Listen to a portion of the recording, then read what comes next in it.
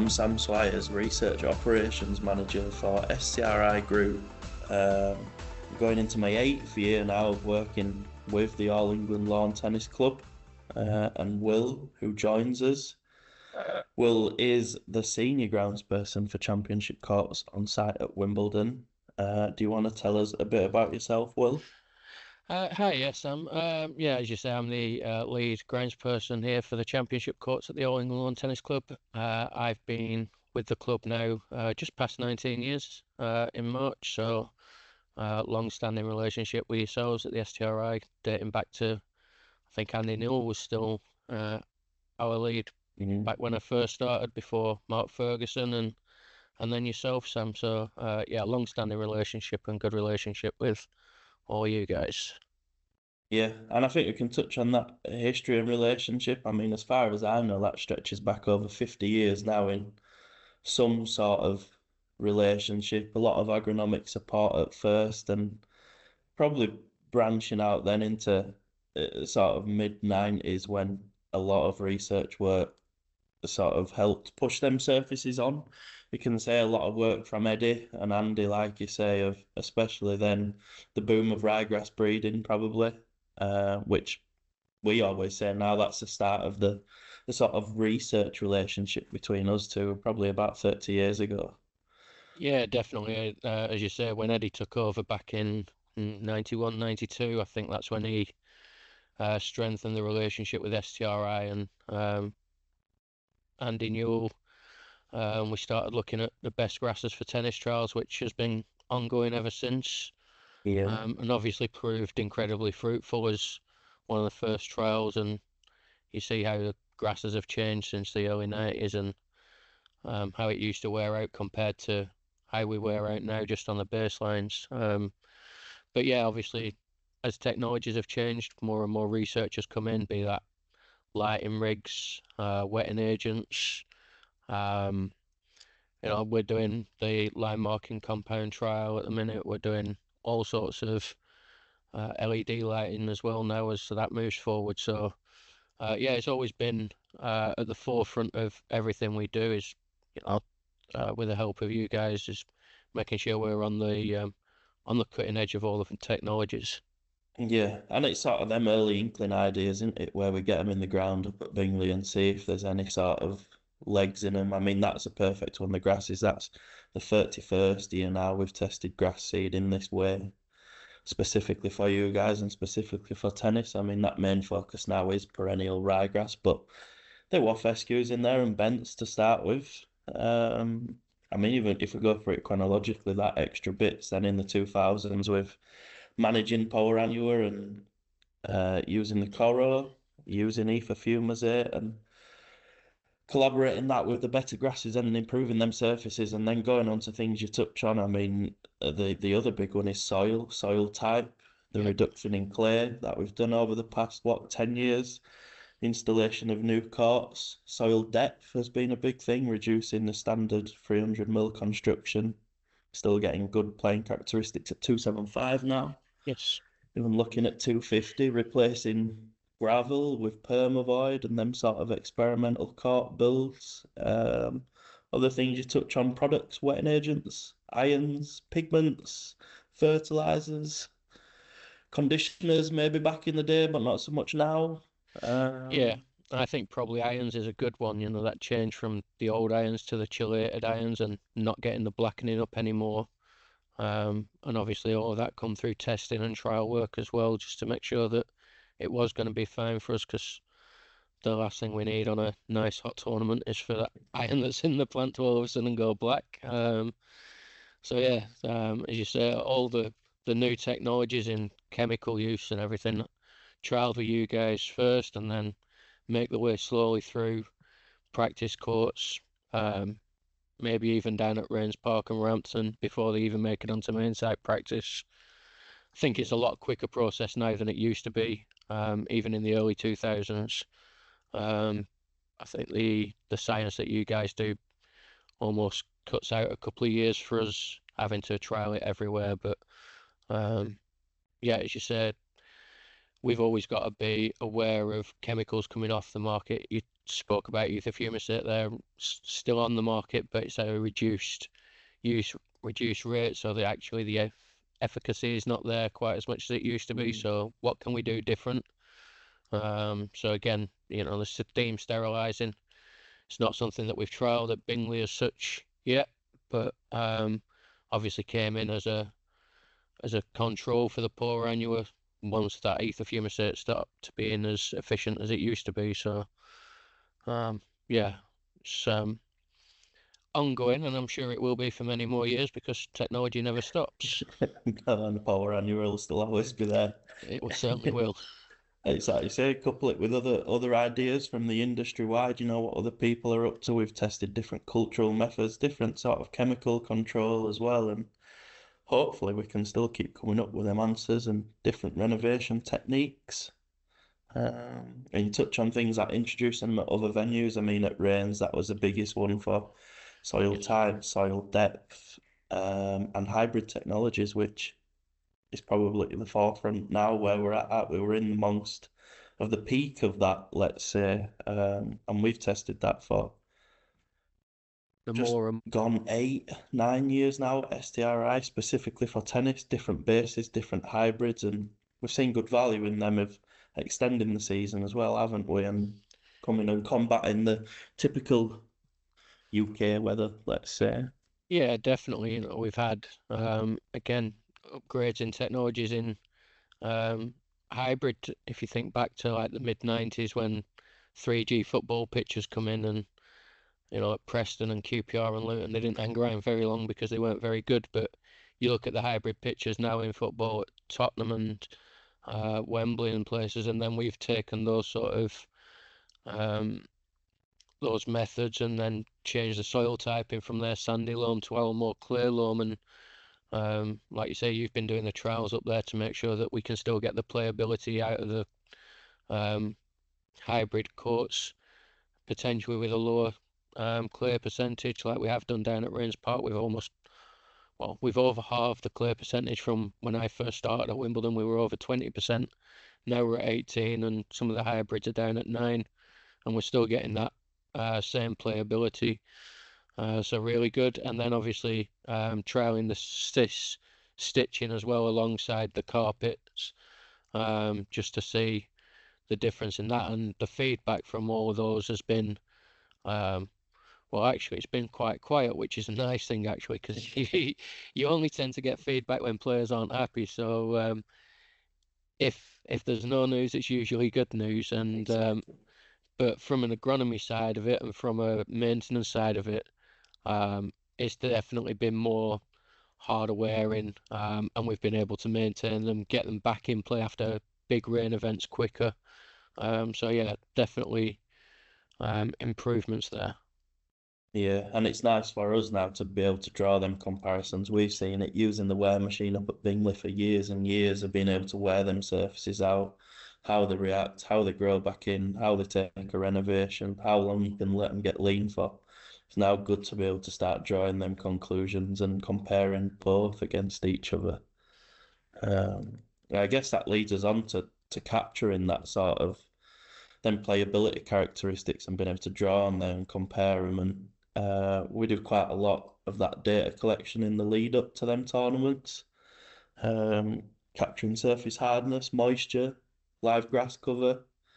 Probably now, as we start going into April, we might get the clegg out a few times as the courts open next month. Um, but before that, we'll capture some power annual accounts, won't we? And we've been down this week and measured some soil analysis, so just routine chemistry things such as pH, P and K, and organic matter content, and that can just give you results from what you've done, your maintenance techniques, which has changed again over the past few years. And as things become available and less available, and the plant changes and the climate changes, so does your technique. So it's good to be able to capture them. A lot of data points come Yeah, from them. a hell of a lot of data points, and we can take some of those data points ourselves, so that, as you say, we're opening, actually, as we do this, we're opening in a month for the members, a month today. So, as you say, we'll be doing some Clegg hammer reading just to make sure that by the time we are open for members, they are starting to firm up enough so that those members aren't going to do damage pre-championships. Won't quite be at championships hardness because that's too much stress on the plant for too long, but we'll definitely be looking to get into that area. And we'll be doing some of the top moisture probes with the Pogo, whereas you guys will come in and take a more deeper with the moisture probes and the access tubes that are in the courts themselves. So we'll be doing very basic stuff, and I think that's the thing with data. It's really good to have it, especially from an independent company like yourselves, because I think the one thing that people will always throw back is that data can be skewed to suit your own agenda at times, but the fact that it comes from an independent resource means that we're not having any control over what data it is. You hand it over to us, and that is what it is. We can't then change that. So it is massively important that we have that, so that we can prove that what we're doing is either as good as the previous year or hopefully a little bit better. And the only thing that can stop that from happening is the one thing we can't control, which is old Mother Nature and what she decides to throw at us. But other than that, we'll do the best we can to control the controllables and produce the best courts available, and hopefully that's what comes back in the data that you provide. Yeah, and I guess that, like you say, you almost take your own little inklings and stuff, but we've got, once we're leading up to champs, pre-champs that week before and during championships, you're busy preparing courts yourself and facing all the other challenges around championships. So I guess it makes life a little bit easier, us taking that bit off and providing a detailed report of all them sort of assessments as well. Yeah, definitely. We do have manpower here, but that manpower is needed to provide the tennis court. So yeah, the fact that you guys come in and do it for us, obviously a great help. So yeah, we're fully appreciative of all the work you guys do, and we've had a good working relationship for a long time. I know it's not a lot of fun for you guys when you're doing your live grass counts or your PQs and everything. So yeah, no, we might have a bit of a laugh and a joke as we see you down on your mats, but we are fully appreciative of everything that you're doing when you're down there.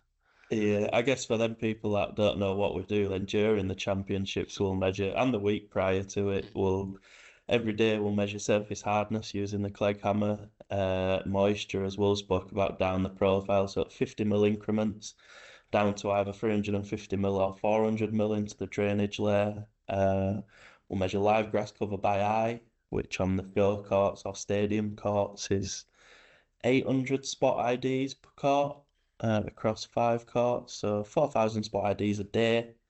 We'll back this up with NDVI and chlorophyll measurements, which once we look at the comparison between them and we sort of make a trend, we'll call that estimated grass cover based on them measurements. And to round off sort of surface hardness and moisture, we'll look at the ball bounce as well, the relative ball bounce.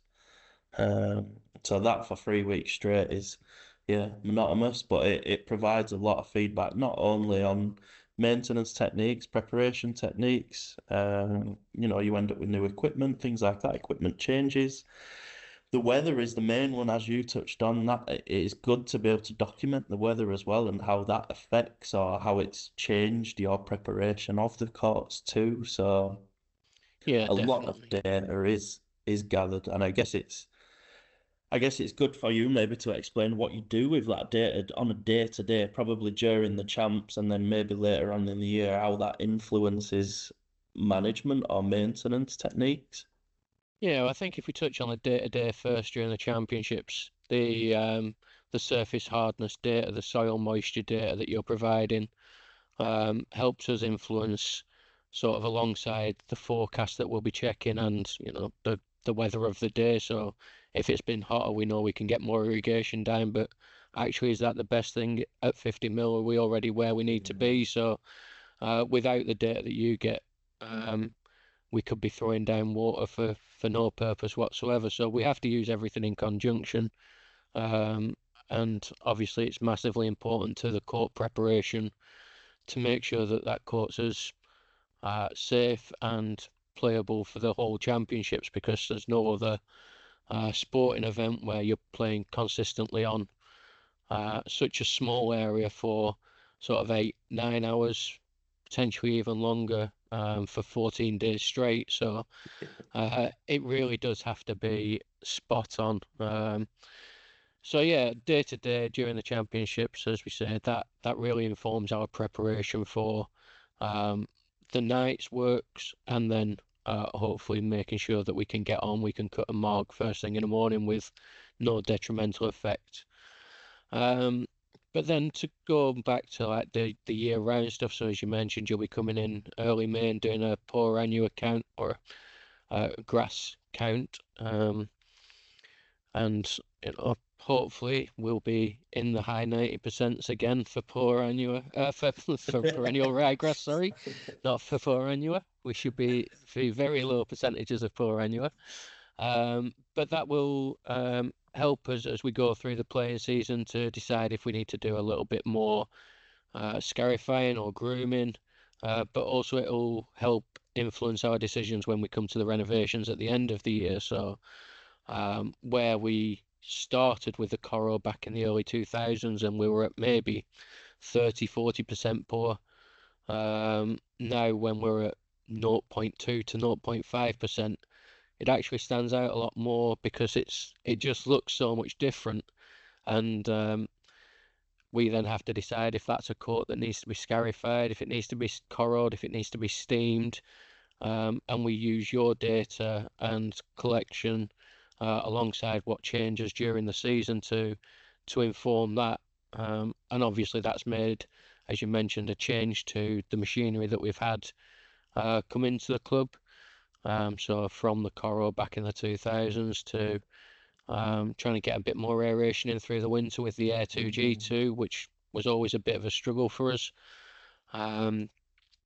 So yeah, we're just trying to make sure that the plant's as healthy as possible. Now from renovation point straight through to the spring. So that's where it's really good to have your results to mark that against, not just for the year to make decisions, but year on year on year to be able to say, actually, these are improvements, or the weather was slightly different this year. Yeah. What effect did that have? So yeah, vastly important to the decisions that we make. Yeah, I think that's where we've seen real value, haven't we, now in the sort of the bigger picture, the history when, like you say, on the day to day through the champs, and we'll be going through the data and we'll be talking about who's been saying what and what headlines are in the news and things like that. And it's being able to just draw on that historic data when we're looking at maybe past 5 year averages, but then picking out them warmer years or them wetter years where we can directly compare it. What we've just seen as being invaluable, really. So. Yeah, definitely. I think that's something that I didn't really touch on, but players, and it tends to be losing players who will complain about the surface. But again, as we say, because we've got that historic data, when somebody does make a comment in the press, we've got that data there to prove that the courts are much of a muchness, if not better than the previous years. And hopefully we're able to show that. So again, it's just the repetition year on year is vitally important. Doing it as a one-off wouldn't prove anything. You need the historic data to keep everything backed up. Yeah, and as now maybe just the final bit to touch on is looking at the other venues that are now under your control, maybe not your direct control, but you have a lot of influence in courts down at the qualifying venue and at the community venue at Rains Park, and that's where we've seen the value of collecting this data at the main site and practice, haven't it? Where we've started rolling out these practices across there as well and capturing a good amount of this data to sort of standardise the surfaces as a Wimbledon surface, no matter where you play. That's what you're going to get. Yeah, definitely. We've enhanced both Rains Park and Roehampton over the last few years, and if players are playing at either of those venues, and then coming to play at the championships, they should play exactly the same. And it may well be that Rains Park is a lot windier than here, so things dry out quicker. So they may need to irrigate more, but we know that through doing the soil moisture testing and everything, that although we're irrigating more, we're still getting the same readings where it needs to be, and it's keeping that consistency across all the playing surfaces.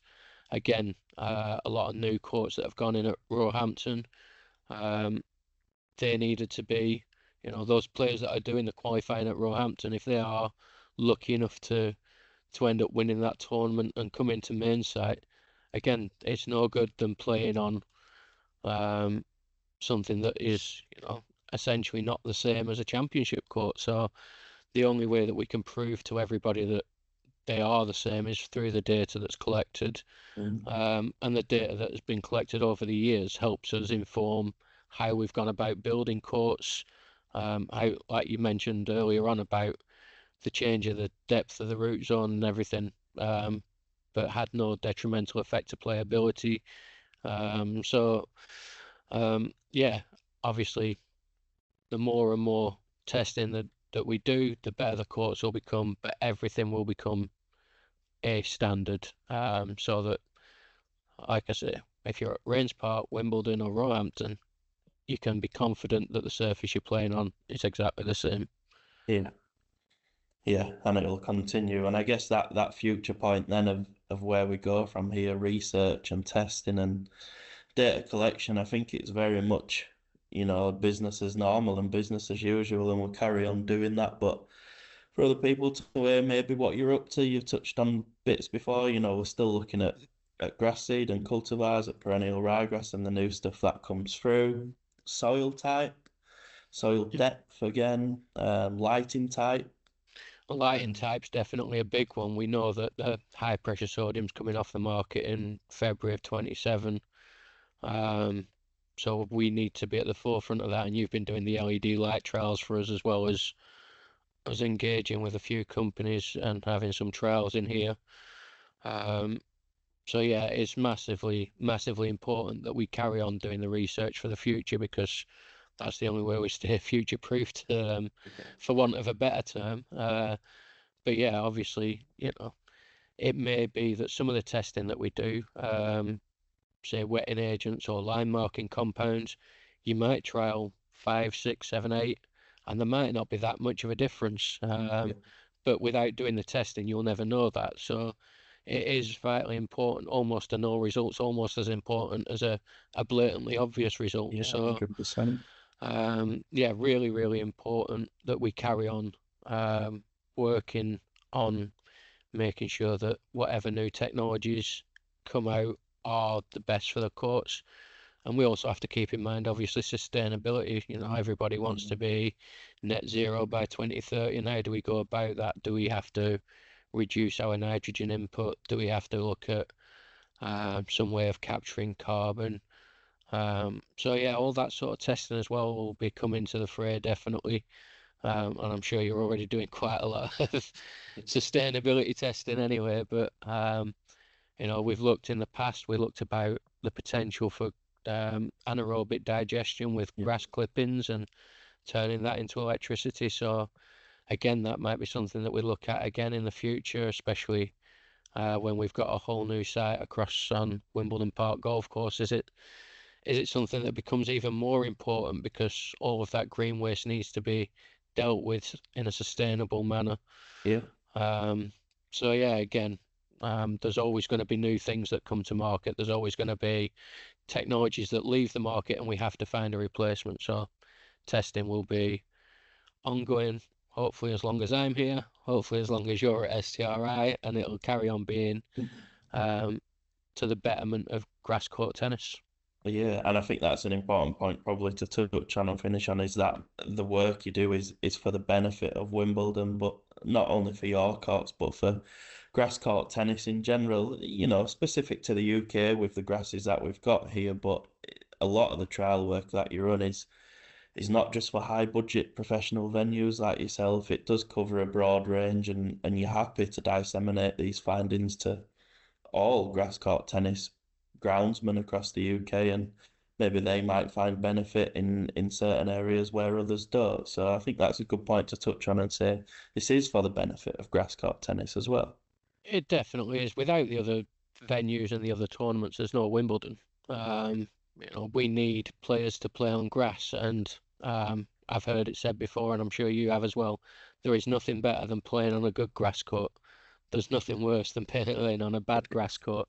So the more research that we can do with you guys, and the more research that can go out into the market for everybody to look at, we may be paying for it, but um, once it's done, it's there and it's free for everybody to look at. The results and the research is there. We want everybody to be able to make their own informed choices for what they feel will work best for their venues.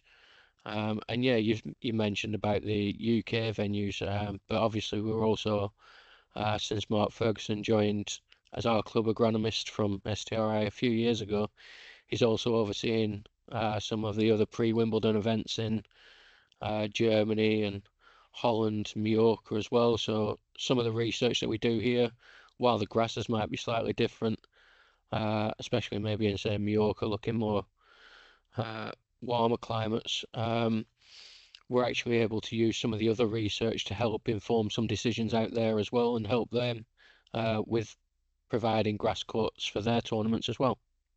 The more Yeah, and we've seen how well that research works, like you say, and 10 years previously now we've tried to sort of replicate a lot of research we've done on cool season grasses for tennis into warm season grasses for tennis. So we've done a lot in a warmer climate on the east side of Australia for you guys and looking at what's a suitable grass for tennis, a warm season grass. We know what it is for cool season, we're near enough there, but what is it like on the other side of the world? So being able to cross-reference both of them findings, like you say, for the ever-expanding grass court world, it's very useful.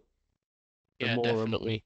And yeah, you talk about the warm season grasses. I mean, you see how the climate's changing as well. So um, to be able to do the warm season trials now down in Australia, does that mean that we'd be able to find the right grasses for the transition zone as the climate changes? And we're already seeing diseases that used to be predominantly in Southern Europe now coming up into the UK, coming up as, we've got grey leaf spot as far up as Reading, as far as I'm aware so far. So does that mean that we're going to end up completely changing everything else in the next 30, 40 years, depending on how climate changes? So the research that we're doing now in Australia could well benefit further down the line everywhere else. So it's not just the temperature difference from Bingley to London. Uh, and yeah, no, it's all massively important. Yeah. Yeah, well, that sums it up from me. I don't know if you got anything else to add to that. No, all I'd say is obviously, if anybody feels like they want to ask any questions, they want to reach out and find out the results of any of the research that we're doing, feel free to do so. Obviously, we want to help out as much as, we want to produce our own courts, and likewise you guys do as well. So we're not a closed shop. We're here to help. We're here Yeah. to we're here to inform where we can. We won't always get everything right, but when we do the research, there's a lot of science behind what we do. So hopefully we do get the majority of things right, and we're always happy to help. Yeah, and likewise, it's here in the flesh in Bingley. Come and see it, anybody. If you're passing, can't guarantee any good weather, unless it's right now, live and direct. But you can see it live in the flesh here.